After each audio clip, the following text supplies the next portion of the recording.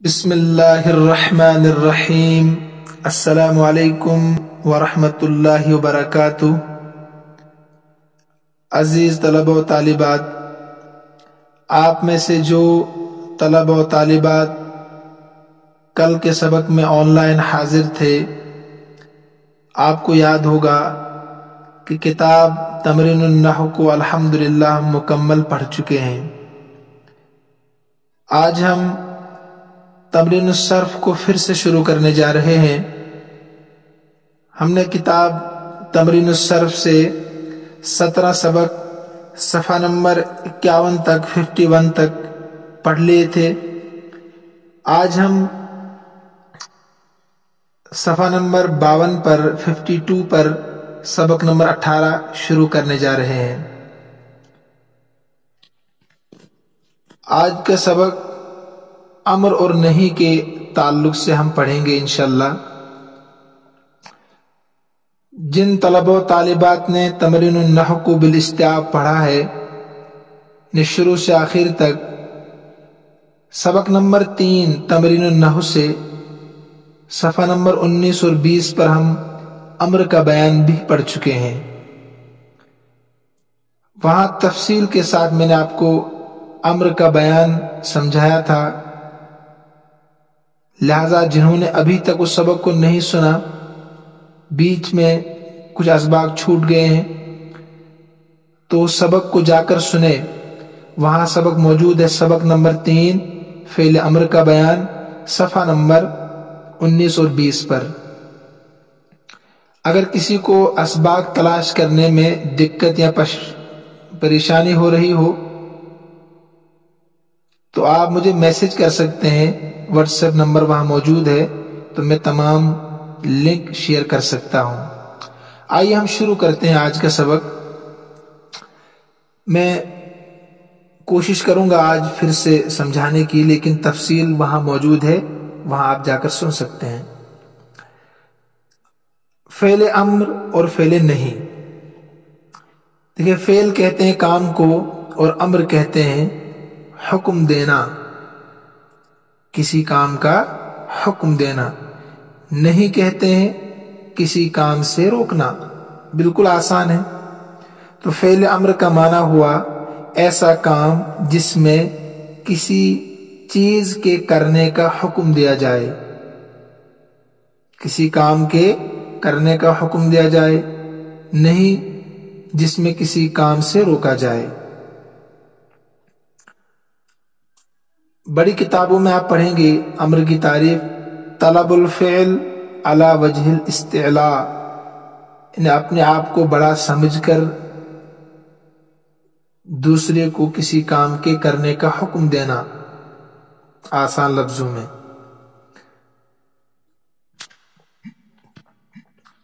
یہاں صرف امر کا بیان ہمیں پہلے پڑھنا ہے۔ دیکھیے، فعل امر جو ہے یہ اردو میں بھی ہوتا ہے اور عربی میں بھی ہوتا ہے۔ اردو میں امر کیسے بنتا ہے؟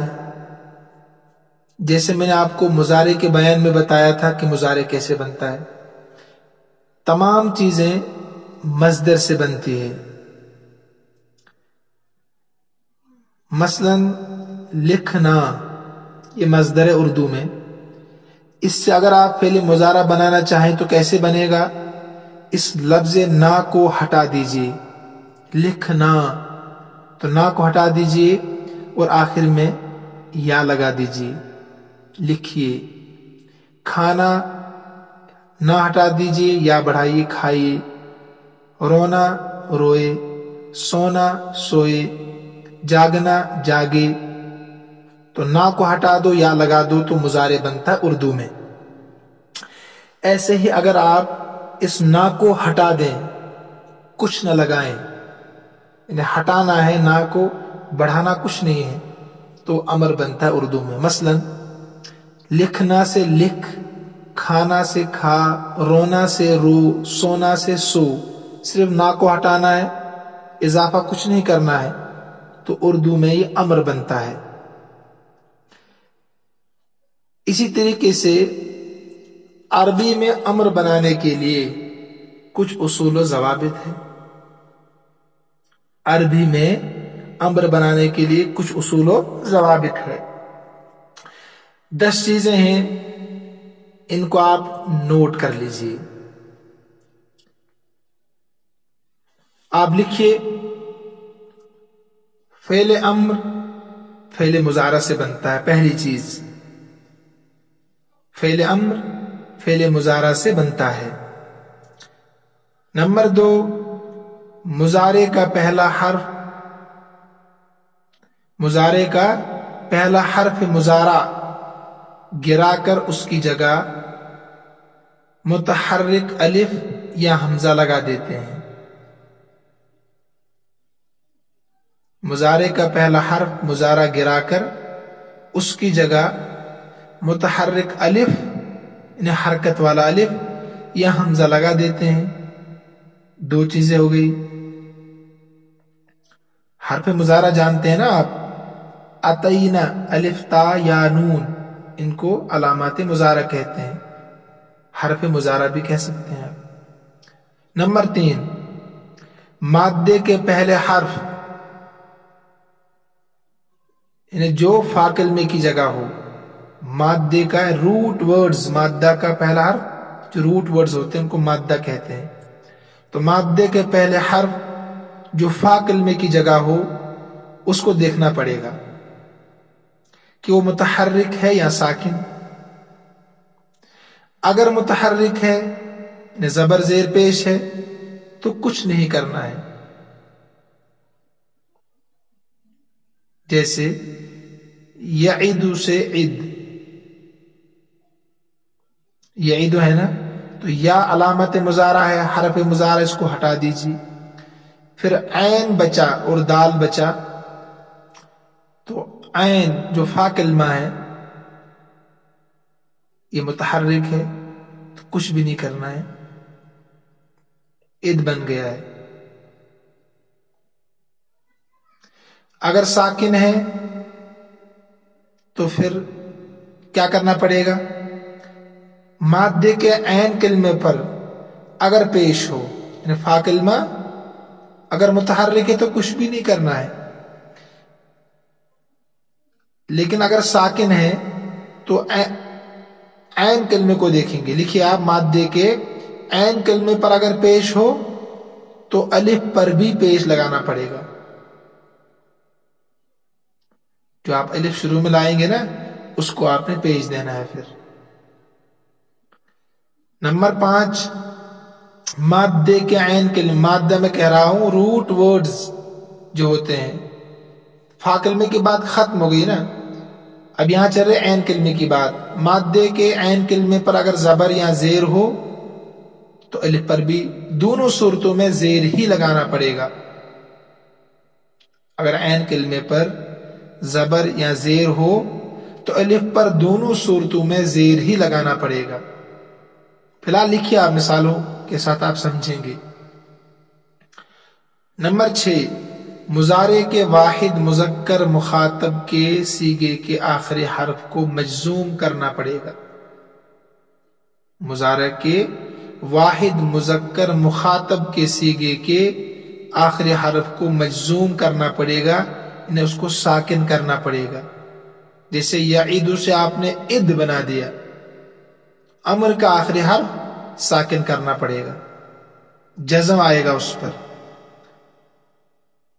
نمبر 7، مضارع کے واحد مؤنث مخاطب، تثنیہ مذکر و مؤنث مخاطب، جمع مذکر مخاطب کے صیغے کے آخری نون انہیں نون رفع گرا دیتے ہیں. نون گر جائے گا کہاں؟ واحد مؤنث حاضر، تثنیہ مذکر مؤنث حاضر، جمع مذکر حاضر، ان کے آخر سے جو نون ہوتا ہے وہ گر جاتا ہے. نمبر 8، مضارع کے جمع مؤنث کے صیغے کے آخری نون کو اپنی حالت پر رکھیں گے، اس کو نہیں گرائیں گے. نمبر 9، فعل امر کے بعد آنے والا اسم منصوب ہو جاتا ہے. یہ بھی یاد رکھنے کی چیز ہے۔ فعل امر کے بعد آنے والا اسم جو ہوگا وہ منصوب ہوگا، مفعول بنے گا، وہ کیا بنے گا؟ مفعول۔ نمبر 10، لیکن اگر اسم سے پہلے حرف جر ہو تو اسم مجرور ہی ہوگا۔ یعنی اگر فعل امر تو ہے، اس کے بعد اگر حرف جر ہے پھر اسم ہے تو پھر تو مجرور ہوگا، لیکن اگر حرف جر نہیں ہے فعل امر کے بعد اور اسم ہے خالی تو وہ منصوب ہوگا۔ یہ 10 چیزیں آپ اچھی طریقے سے ذہن نشین کر لیں۔ اب آئیے کتاب پر۔ امر کے معنی ہے کسی کام کا حکم دینا، کسی کام کا حکم دینا۔ نہیں کے معنی ہے کسی کام سے منع کرنا۔ جس فعل سے کسی کام کے کرنے کا حکم معلوم ہو اس کو فعل امر کہتے ہیں۔ مثلا اذهب، تو جا، حکم دیا جا رہا کہ نہیں؟ جس فعل سے کسی کام کے کرنے کی ممانعت معلوم ہو اس کو فعل نہیں کہتے ہیں، روکا جاتا ہے۔ مثلا لا تذهب، تو مت جا، لا تکتب، تو مت لکھ۔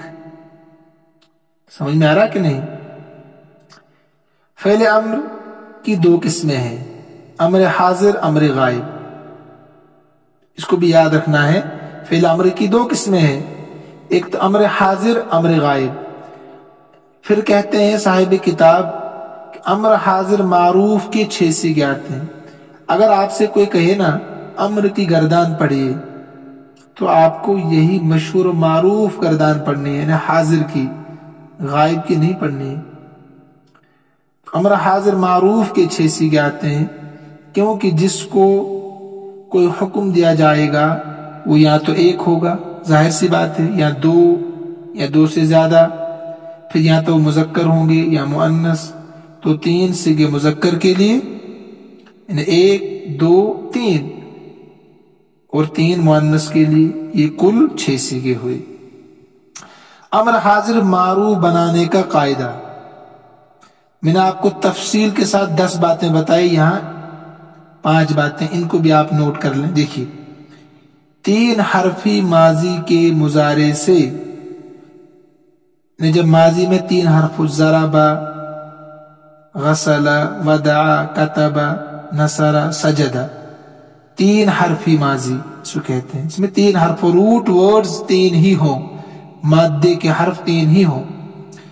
3 حرفی ماضی کے مضارع سے علامات مضارع، اتینا، الف، تا، یا نون، جن 6 سیغوں میں تا ہے، علامت مضارع میں سے ایک تا بھی ہے نا، اسی کو کہہ رہے ہیں جن 6 سیغوں میں تا ہے، وہ حاضر کے 6 سیغوں میں ہوتی ہے نا، تفعل، تفعلان، تفعلون۔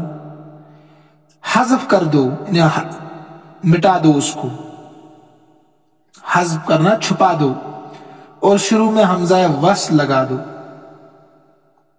سب سے پہلا کام ہے علامات مضارع، جو تا ہے 6 سیغوں کے شروع میں، حاضر کے 6 سیغے، وہ تا ہٹا دو، اور شروع میں حمزہ وصل، وصل کہتے ہیں ملانا والا، وصل کہتے ہیں ملانے والا الف، وصل کے معنی ملنا، ملانا، تو یہاں ہے ملانے والا الف، شروع میں حمزہ وصل لگا دو۔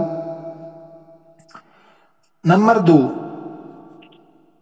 دوسرا کام کیا کرنا ہے، اگر مضارع کا عین کلمہ مضموم ہے، عین کلمہ، وہیں پہنچے ہم پھر، تو حمزہ وصل بھی مضموم ہوگا، جو شروع میں آپ نے حمزہ لگایا ہے نا، اگر عین کلمے پر پیش ہے تو اس پر بھی پیش دینا ہے، اور اگر عین کلمہ مکسور یا مفتوح، دونوں صورتوں میں یاد رکھنے کی چیز ہے، مکسور یا مفتوح ہو تو حمزہ وصل مکسور ہوگا، ٹھیک ہے۔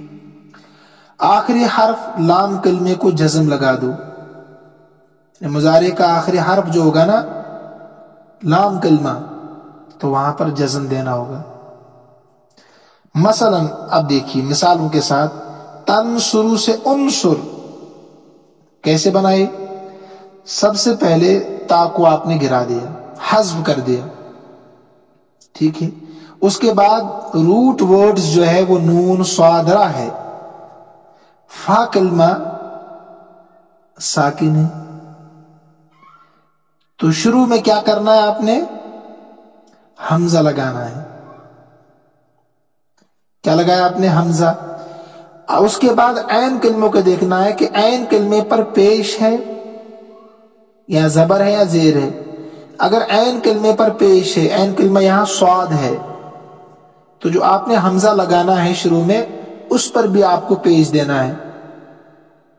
क्या बना? उनसुरु, उनसुरु।